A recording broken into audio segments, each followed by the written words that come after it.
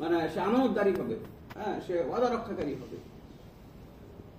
সে মানে একটা কোম্পানিতে আমরা জব করি, সেই কোম্পানির মাল সম্পদ আমাদের তার হেফাজত করবে, কি বলে, হেফাজত করবে।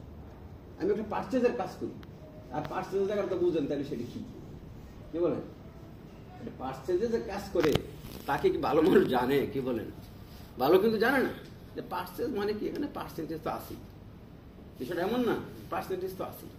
এই পার্সেন্টেজকে যে নাকি ত্যাগ করতে পারবে না, সেই ইসলামী আন্দোলনের মডেল কিভাবে হবে, পারে না।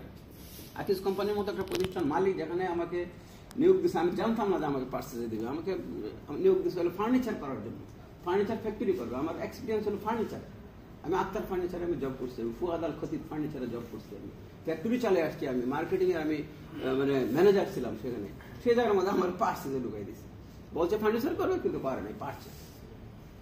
তো এই অবস্থার মধ্যে নিজেকে ঠিক রাখা, আমাকে একজন আমার শুভাকাঙ্ক্ষী ভাই বলতেছিল 2 বছর যখন যায়, 7 বছর হয়েছে আমার, 2 বছর যখন যায়, যে আপনি তো আগুন নিয়ে খেলতেছেন, আপনি এইটা বাদ দেন ভাই, বাদ দিয়ে একটা ওই আগের লাইনে চলে যান।